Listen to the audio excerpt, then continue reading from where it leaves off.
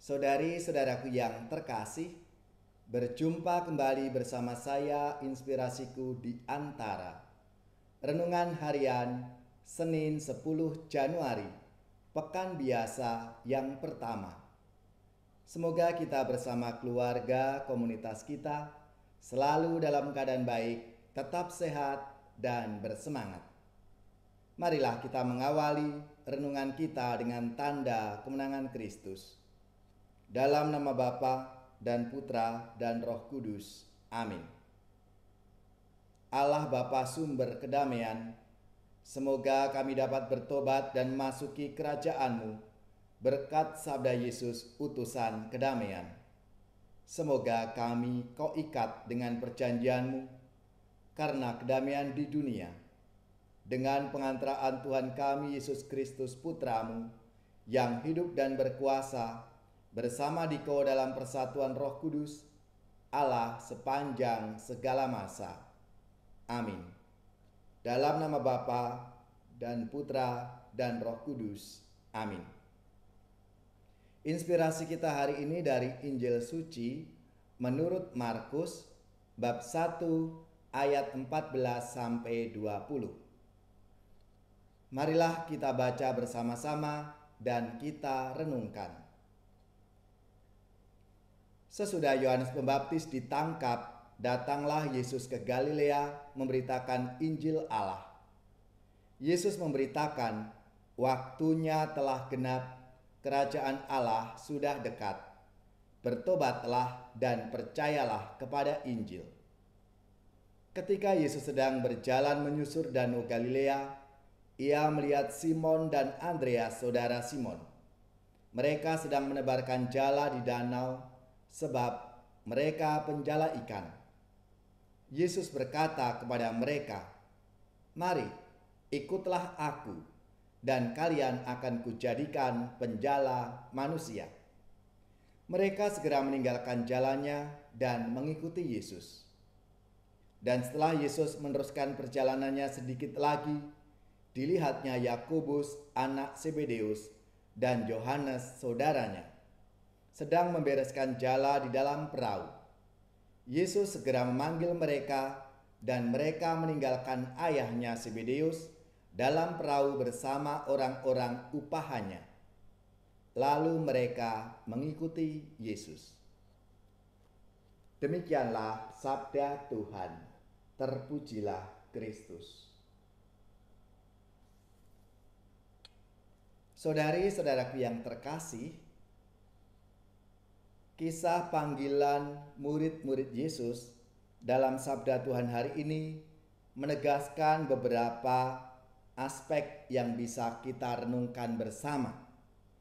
Yang pertama, panggilan itu sebagai undangan keterlibatan umat manusia di dalam karya keselamatan Allah. Sejak masa Perjanjian Lama, Allah telah memanggil orang-orang pilihannya, yaitu para imam, nabi, dan raja, untuk menyampaikan kehendaknya sendiri kepada umat manusia.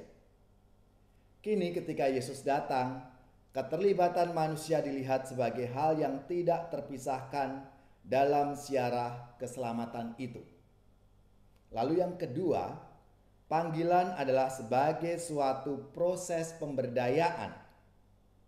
Para murid adalah orang-orang biasa yang diubah menjadi pribadi yang luar biasa dalam kisah panggilan ini.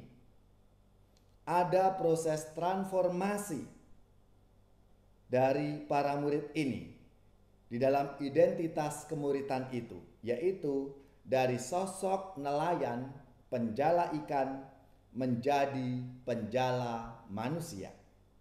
Oleh karena itu, tanggung jawab para murid terkait pada upaya untuk menjaring dan menjadikan manusia sebagai anggota kerajaan Allah. Saudari-saudaraku yang terkasih, Yesus dalam sabdanya hari ini mengajak para muridnya dari tempat masing-masing mereka bekerja. Mari, ikutlah aku dan kamu akan kujadikan penjala manusia. Mereka pertama-tama diundang untuk mengikuti Yesus dan baru selanjutnya menjadi penjala manusia. Semakin baik seseorang menjalankan tugas perutusan, semakin dalam pula ia akan mengenal Yesus Kristus. Dan inilah dinamika hidup seorang murid yang tidak akan pernah selesai sampai ia mencapai kepenuhan hidup Kristiani, kesempurnaan kesucian, kesempurnaan kasih, sebagaimana yang diajarkan oleh gereja sesuai dengan anjuran apostolik Bapak Paus Fransiskus. Bersukacita dan bergembiralah, panggilan menuju kesucian di dalam dunia sekarang ini. Saudara-saudariku yang terkasih, kita semua dari tempat kita masing-masing, sesuai dengan pekerjaan kita masing-masing, apapun yang kita lakukan, kita juga dipanggil oleh Tuhan untuk ikut ambil bagian di dalam karyanya di dunia ini.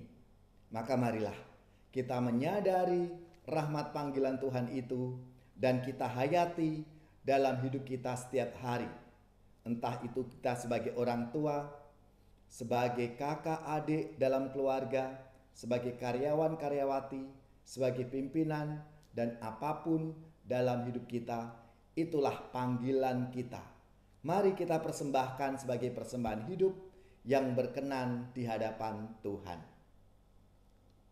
Panggilan Tuhan bagi umatnya di atas bumi ciptaannya, api cintanya, nyala kasihnya, sumber semangat bagi kita. Wartakan semangat cintanya bagi orang yang dambakan kasihnya. Mari kita puji Tuhan yang telah mengutus putranya.